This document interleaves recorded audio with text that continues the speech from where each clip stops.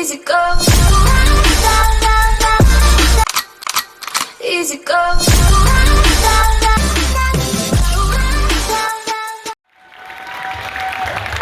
Go, Jason!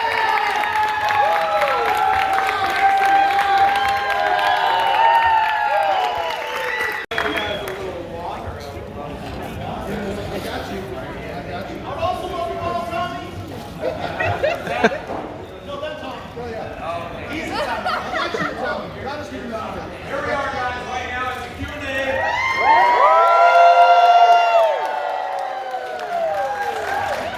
I love my fans.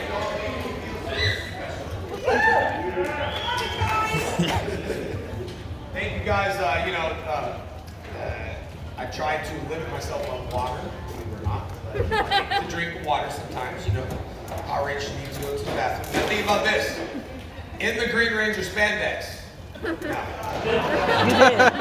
just gonna hold it until the scene is away. How long did it take to actually put the suit on? Well, hey, one leg at a time. And the Green Ranger suit is different because everyone else is like, oh, I'll be right back, unzipped. And the rest of me is like, armband, the shield, this. So I just learned to hold. Then they have this thing on your neck that you have to take off your suit through, so there's a lot of swimming and this and that. So, but anyway, that's just like you. Who cosplays here? So you had the Green Ranger, right? The Green Ranger suit that's all white. Yeah, very good. That's half my reason why I came up with the white dragon. Thank you very much. But yeah, man, it's good. How's everybody feeling out there? Good? Yeah. First of all, I want to say thank you guys for making me feel special. Not just lines of people, but the love and the engagement that you guys give me through the eyes. During COVID, I realized a lot of things. First, people recognize my voice. I think we tune into certain things. I was at a gas station on my bike, all sunglasses and bandanas, and I was talking, and the guy said, "Tommy?" Oh my God. I'm on a motorcycle, gloves, and I said, yeah, how did you know? I could tell by the voice because I'm a big fan. And he literally, ripped off his shirt and showed me he literally had a Green Ranger helmet. So talk about a big fan and coincidence of that. So your mind starts adapting to the world. And what I've noticed during COVID is hollow eyes. You know what I mean? When you talk to someone, it's that hollow eyes where you're almost gazing, and so I like engagement because you can really engage in the eyes regardless if you can talk, if you can speak their language. I like emotions to be the universal language of what life is all about. You don't need to speak their language to show love and kindness at all. It's the truth, Yeah, thank you. Your name's Tommy? Yeah. So, oh my gosh, this is sparkling water? It's I'm gonna tell you a story. I'm just kidding, it's straight vodka. The good thing, I haven't drank in like 13 years. I didn't have a problem with it. I just felt like if you're gonna spend time with me and you want to drink, then you're gonna spend time with me on grandpa knowledge. And in those times where you do drink, where do you end up at 2 in the morning? Bathroom? Denny's, Whataburger, eating stuff, and then the next day you wake up and you're like, I don't feel good, so I just chose not to. But there's a drink called Pellegrino, right? Oh yeah. So I got hired on Power Rangers and I was 18. Me and my brother were a little wild, but I was 18 and I went to Haim's house because the Green Ranger is dead now, right? Ran out of powers. He said, we need to use you so maybe we can do Cybertron. It was VR Troopers basically. And I came in and he had Chinese food.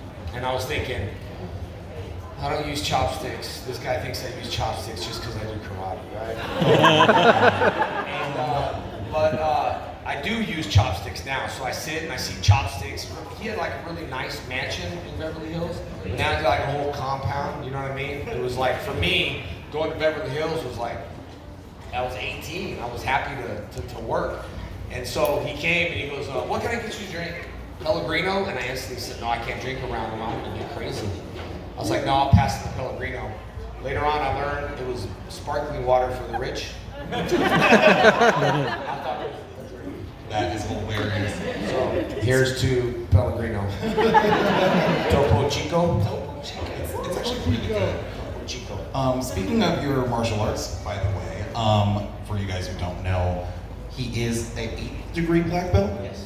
That's insane. That is insane. And you've been doing it for what, over, I think I saw that it was over 40 years of training. Yeah, man, I tell you, I'm gonna be 49. Okay, I started karate when I was 4.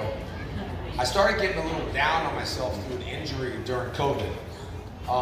So I started this 45-day live show. I had Mark DeCasas, David Ramsey, that's in Legend of the White Dragon. All these celebrities stepped up, except Kevin Servo. Sorry, he was too busy, which was a silly move. But anyway, I did all this 45-day live stream, and I had an injury, and Mark DeCasas said, man, come on, you know, get up there. And this is before he's in my movie, so I got motivated.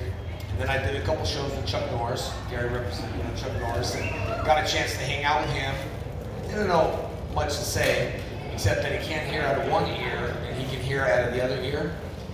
So you can talk crap if you want. And then on the other side, careful what you say. Chuck Norris is a hero of mine. And so we shared a little Van Damme story, but that's a different story. And, I was actually avoiding that question. I was like, well, but me and Chuck actually had a really good conversation about that, and Chuck would be on my side about that, by the way. And so, you know. you got your back too.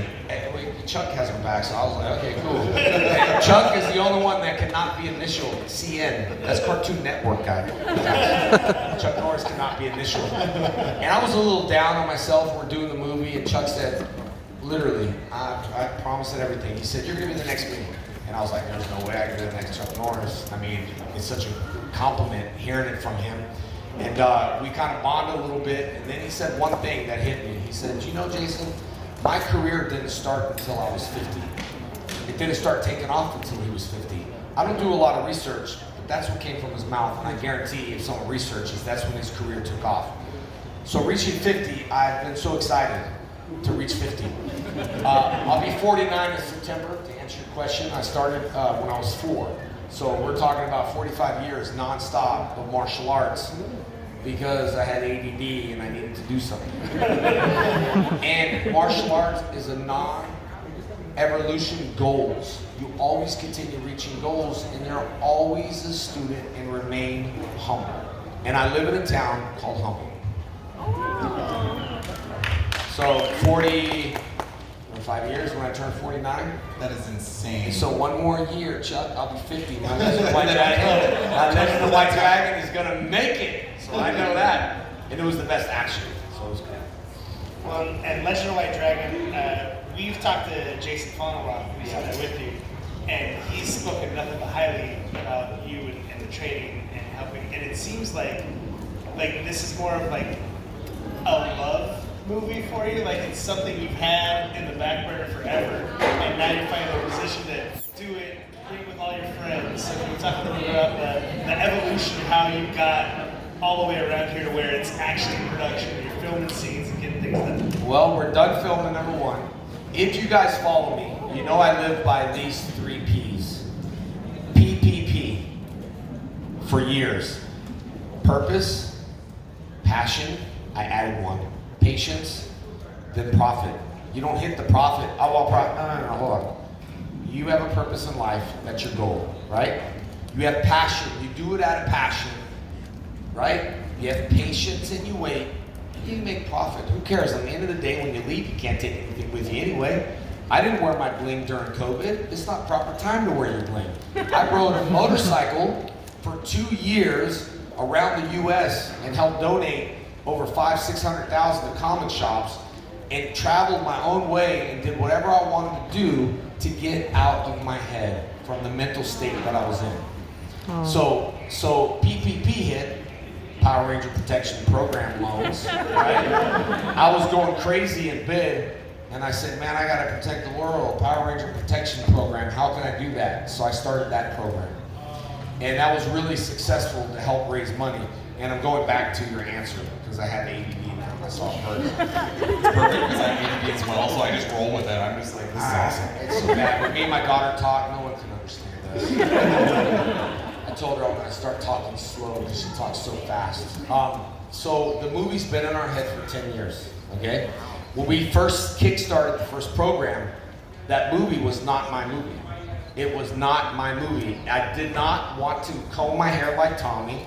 I didn't want it tied into Hasbro. I don't want a fan film to continue the legacy of Power Rangers. What I want is my own IP. 10 years ago, we developed this. We did something called, Aaron would probably get mad, I mispronounce it all the time, Taz, Caden, whatever, Operation Black Unicorn, Taz, Taze, whatever. And that was something we're supposed to launch in 2015, and Font was in it. And we're supposed to launch that, and it takes a very long time to get things started. How long did it take Saban to sell the pilot? A very long time. Who was in the pilot in 1986 who played the Red Ranger? Anyone know? Mark Dacascos, who's in my movie, who just did John Wick 3. Okay, Mark has done Double Dragon, he's done Only the Strong, he's done everything. I've lost so many roles to that guy. It's true. He is you seen John Wick 3? Hell yeah. Okay, he's the lead bad guy in John Wick 3. So we became friends during COVID, because I reached out and said, hey, I'm doing a live show and all this other stuff. What they did not realize is when they joined my live show, I now have access to all their fans, right? So when we connect, it opens both doors. I have access to their fans, and he has access to my fans, therefore it gets out more. So it takes a long time to get things started. If Mark sold the show in 1986, I would not be the Green Ranger. Wow. They did not sell the show, so he shelved it. It took him 8 to 10 years to get a project done. And that's how long it took me to get it done. But we're doing it during COVID. So the first Kickstarter, I hate saying it, it was not my movie. I didn't feel it in my heart. I didn't feel it in my bones. And I didn't feel it. One thing you gotta remember, don't follow your heart. You gotta follow your gut. And your heart says, I want to help. Your gut says something's gonna happen. Go listen to Haim Saban's podcast, how he started Power Rangers. He used to sell pencils. He was told no so many times to Fox. He ended up owning Fox. Woo. Listen to his podcast. He is a cutthroat businessman with no emotions whatsoever. The truth is, you don't need to do business like that. Never lie, never steal, never cheat, and you can be successful. I can't speak for him, but I can speak for myself. I don't care what I got paid when I was 18. I was a superhero that I did not understand who everything was. Alpha, who the heck is this, right? And so building our own IP and getting it done during COVID was amazing, because if anyone tested for COVID, I would be broke. We kickstarted it the second time. Then we had a fan step up that donated millions of dollars, a lot of money. And everybody's like, cool. And I said, no, it's not cool. I need to speak to him. I don't want to have a partner, because I don't get along with partners. We need to be on the same page. So I called him and I said, are you sure? And he goes, yes. I said, are you gonna go broke if this doesn't go through? He said, no. And I said, why? In 2017, he was at a con. He was a guy in a wheelchair. I treat everyone equal. He thinks I went out of my way. I do this all the time. I went out there, I said, give me the picture. He said, no. I said, take one anyway. Give me an 8x10, sign it. From that experience, he ended up donating way more money to make this movie bigger, and brought me Michael Madsen, my father, who I love, and he said, you want Michael for your dad? I'll take care of it for the day. It was a very expensive day, because I always wanted to work with Michael. And me and Michael ended up crying in the scene, and Michael does not do that in any of his movies. And it was very nice of Chris to do that. And so anyway, I teach people the act of kindness, regardless of what you want. Just give, don't expect. That's why this whole thing, I did not expect this show today. Because my wife's back at the hotel, and she said, don't worry, I said, I do my thing. It's not about expectations, it's about reputation. You can tell one person, I heard one person over there with security moving through, and someone said, ew, kind of like, who am I to walk through like I'm special? I don't want people to think that's me. It wasn't me, but that's what we had to do, I guess. You know what I mean? So it's about reputation. So it took 10 years, and no one cares about a car until it's 20 years old. Then it becomes 60 to 100,000. My Volkswagen I had when I was a kid, the Volkswagen I had, I couldn't even buy it back for 60 grand. I paid like 5 grand for it. Was it? It was just it was a VW. Look, when you used to have those, what are the VW buses or Buses. Oh, yeah. the surf buses? Yeah. People make fun of you when you drive them. Go buy one now, $60,000, $70,000. Oh, yeah. They're bringing it back. The new model's coming. The new models coming. They're bringing out a new model. Yeah, they got the pop-up camper, they got the pull-out showers, they got the whole 9 yards. I tell you what, I drove a Volkswagen. I had 18 jobs. Listen to this. I got it written down. I had 18 jobs by the time I was 18, and I had 6 cars by the time I was 18, and I owned my first car at the age of 14. I did not drive it. I told my mom I waxed it. I did not drive it for real though, and I waxed it and I shined it. You know when I got my license? September 4th on my birthday, because I'm that type of person. When I say something, we need to do it. So careful what you tell me, because all we have is our word on the end of the day. So don't break your word with me, because word and trust is golden. Everything else I don't care about. So What's your experience been? Because Captain the Sun is the one who's helping produce this, correct? $3,000. It ain't gonna happen. This guy does magic with cameras. Magic. So I saw this little graphic, Aaron. It was a cheap little graphic, I'm sorry. And it said White Ranger, and he said, hey, can you be in the White Ranger thing? And I said, I looked at the graphic, I don't research people. I said, yeah, I'll be in it. And so Aaron kept texting me, like, when are you gonna do it? I'll fly to you, we'll film. And I said, okay, did you see my YouTube channel? And I don't lie, and I checked it out, but I did not click the link. And I did not see how many followers he has. So I said, oh man, I better go home and watch something. So we watched Wolverine versus Predator. And my wife don't like anything. She doesn't like superhero stuff. She saw that and she said, I really like that. And I said, okay, I'm gonna help this dude. Like 1,600, views. And she said, you do math? I thought we were talking about 1,600. Yes, she said, well, you do math. If you're good at math, look at it. And it was like millions of views. It wasn't like thousands. So I found out he's got like 2 million subscribers. But see, I committed to it before. And even if he had 1,600, I would have to do it because I wanted to protect the White Ranger. Mm-hmm. And that was my interaction with Aaron. And me and him, our handshakes, we did our reality show, My Morphin Life. I filmed it myself because I was interviewed. Like, you guys were like, what are you up to? And I said, I'm doing a reality show, which I wasn't yet. And they said, oh, what's it called? And I used the word morphin is kind of a bad name in my brain. So I said it's called My Morphin Life. Is what it's called. Imagine, just be imaginary right now. And I got off and I told her, why we got to film? She says, what? I said, reality show. She said, how? I held a 60D, right? One of those cameras the whole time, and we passed it off to each other. It's on YouTube, and we did, I don't know, 40, 50, 60 episodes, and we sold it to Con TV. Macaluso hooked me up with that one. We sold it to Con TV. I don't know, like 50 grand, 100 grand, I don't know, whatever we sold it for. And they said, let me see your crew. Mike Jones did this, and John Smith was the cameraman, and you should see the way this was filmed. And one thing Aaron said, do me a favor, his dad does sound, will you stop doing promotions under bridges and traffic? Instead of just nice and quiet, something or someone that's going somewhere, and I don't mean Hollywood, like my mental health. When I open up that poetry in my head, that won Best Actor and all this other stuff, it's if you haven't seen my poetry, check it out at JDFF event. It's pretty raw. You know, Michael Madsen's a poet, and he has no emotions in it. It's deep. He's a poet. He's got a book. Mine's a little dark. and Sean Ashton said, "Can you do something happy?" I said, "That is a happy poem. What are you talking about?" So he sent me a poem. I can't find it. Called "Went South, Going South." And I opened it, read it, and I said, "Oh, it's such a sweet poem, Sean." And he's like, "It was a really sweet poem. The snow and walking." He goes, "That was a nightmare." I said, "That's your dark poem?" Lord, that was happy for me. So I did poetry to let people know that we're all the same, and sometimes we got to face our problems and deal with it, or it's just going to catch up to us. You know what I mean? I'm no stronger sitting up here than any of you all. I'm the same. You see what I'm saying? She likes it. She knows she's laughing. You got it. So that's how I do. That's how I put my spandex on, one leg at a time. I'm no different than you. I just happen to be a guy who likes making movies. I I ain't a celebrity. I'm a guy who likes making movies. That's awesome.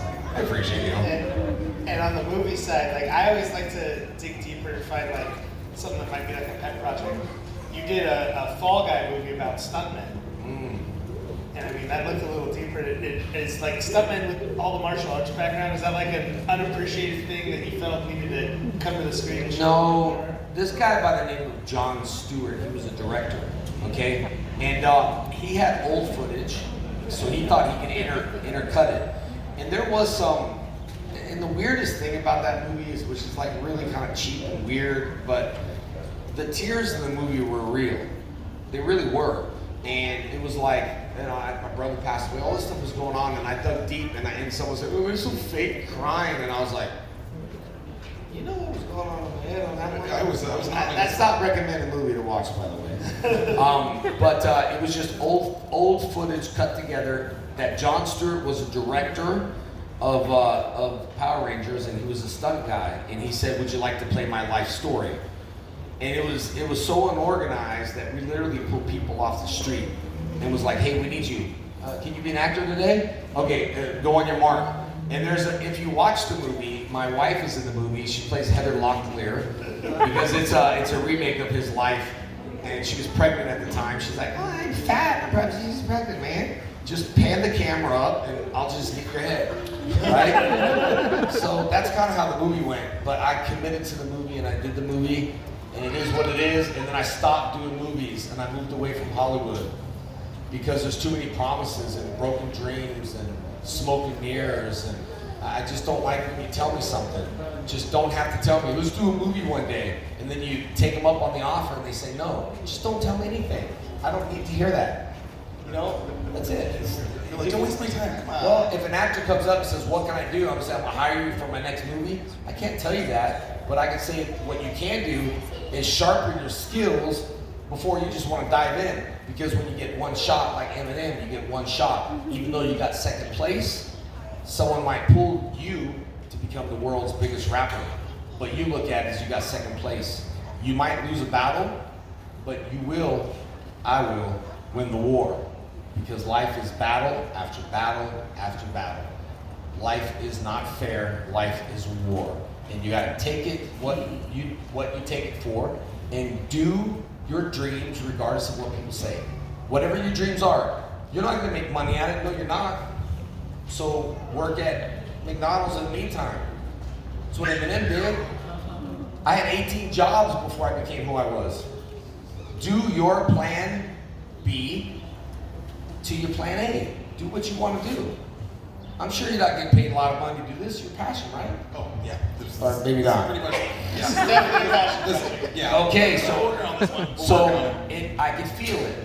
Because people that get paid, they're not going to work as hard. I don't want to get paid. I want to work. I want to make sure if you met me before, how was I? If I was good, I've done my job. If I'm changing, I need to go and revisit myself. How hot does water boil? Anyone know? 212, right? Is it 212? Depending on the- No, boiling water in a stove. Is it 212? Yeah. Fair enough. I don't want to boil, man. Boiling means you go to the top and you forget who you are. I want to stay hot, but I don't want to boil. Because it's easy to rise to the top and forget everybody. I totally agree with that. You, one thing I've always really appreciated about you, obviously following you on social media, you love your fans. Like, there's a lot of people in this industry that don't care about their fans as much as they care about money. And it's very clear with everything you do that you really appreciate people being here for you.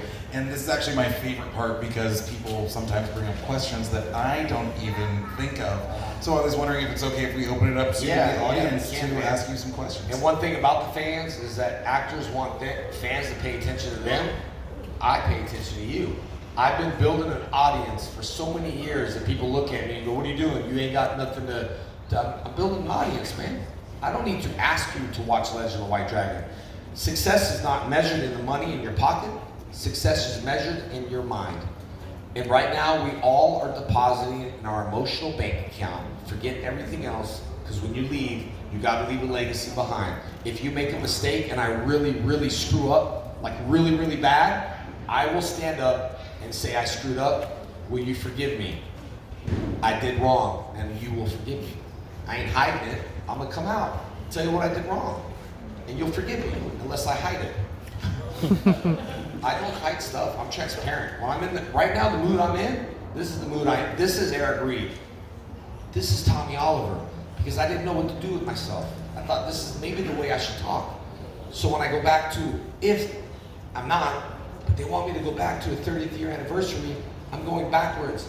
I want to be Eric Reed, and I don't want to cover my skin up no more. And I don't want to be on a kid's TV show. You'll always have it. Let's get something older for us. For me.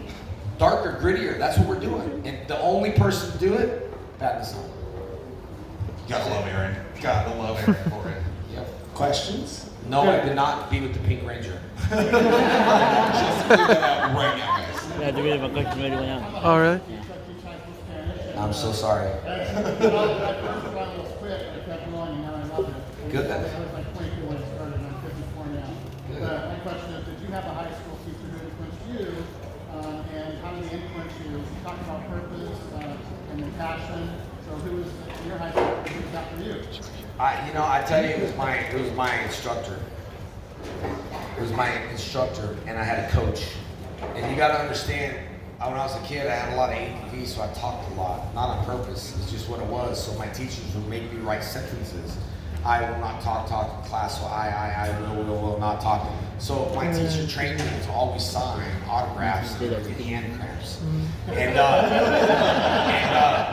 my coach believed in us because to be truthful and honest and transparent with you, that me and my brother were probably voted not to succeed in life, and end up somewhere or end up dead. And I wanted to make sure that it was one of those things that I proved to myself that wasn't going to happen. I stayed in martial arts to stay off the streets.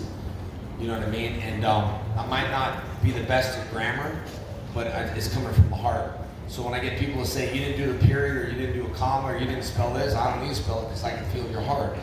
But my teacher, my coach, was actually the one to push me. You can be better than this. You can be better than this. And I respect teachers, but society has changed. Kids have changed nowadays. Some are little punks. So I appreciate you being a teacher. Oh, yeah. Thank you for what you do. My son loves your show, and thank you for all you do. You're making a difference. All right, bro. From one teacher to another, I appreciate you. Thank you so much.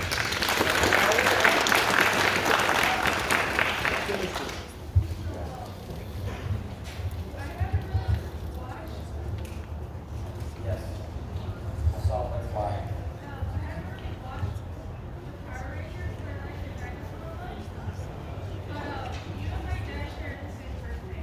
We do? Hey, there we go. You must be a pretty cool dude. I'm a Virgo on September 9th. So. Virgo, hey. Something special about Virgos, I guess. One of the things that I remember was you doing Up, Up, Down, Down with Xavier Woods and like the New Day. What was it like to work with them and do something like that, working in that kind of environment? He's a big fan. In WWE, when I'm there all the time, I'm not into WWE a lot, but when I met Ronda Rousey, I met her and she instantly turned into a kid. I used to watch Power Rangers all the time, and I just saw her turn back to be an 8 again. And so a lot of them are my friends, and I'm gonna be really honest with you, I suck at video games. And I don't watch a lot of TV because I feel too guilty. I'd rather be on social media making a difference than watching TV. I'm in TV, you know what I mean? So I was nervous playing video games with him. But he's a fan, and he's a good guy. It's fun. All the guys at WWE are good. I want to fight Punk, I would have beat him up. But anyway, next question. You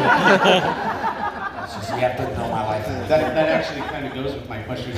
Do you still do any professional MMA, or do you have any plans of doing any more? Maybe against Van Damme? Oh man, hey, I tell you what, I still train. I got wonderful knockout videos on my phone. I save them from security cameras.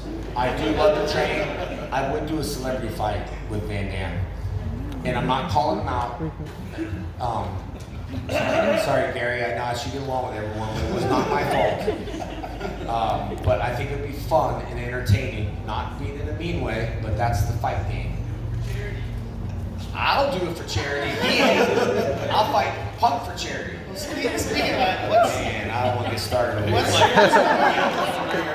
what's one of your charities, like, you know, you talk about giving back a lot, so, like, where is your heart in your charities? Like, what did you grow up and evolve into, and when did you start really wanting to give back? Like, I feel like I give back emotionally to a lot of people. I always take care of them.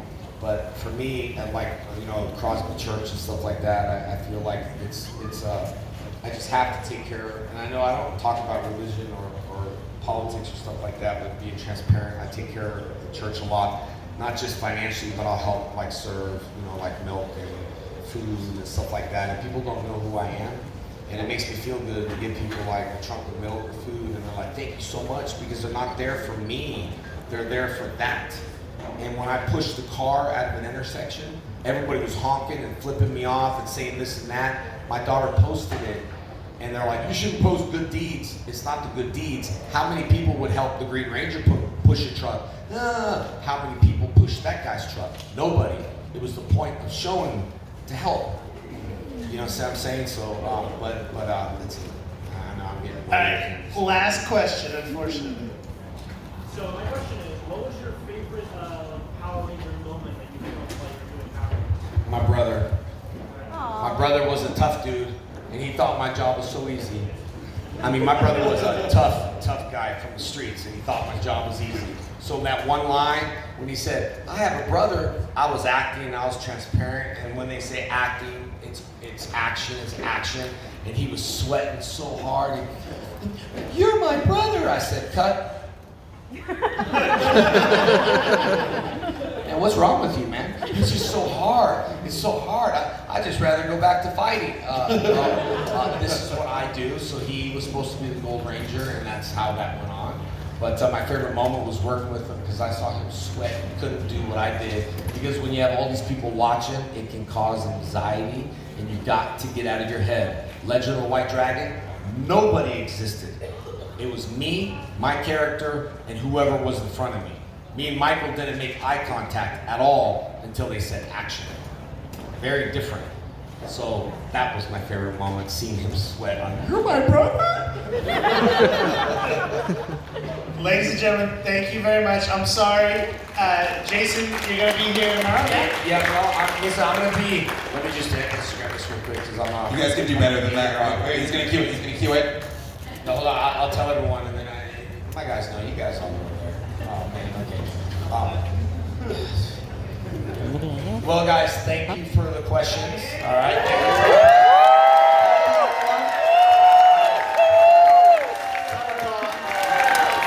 Steve, everyone. Listen, I'll tell you, I'm gonna be here only today, but I'm gonna head back to the table. I'm gonna take a 5-minute break real quick. I don't like to be rushed. I want to take time with you because an autograph is not an autograph. It should be a moment and something that you can remember for the rest of your life. I'm not the kind of rush me guy type of thing. So let's take time. Let's make moments. Let's make history together. You guys are awesome and amazing. Thank you once again. And you know what time it is? I'll see you guys later. Put it on social media, JDF FFM. Thank you. Much love. Watch my poetry, please. I spend money for that. No, I really do, to make life changes.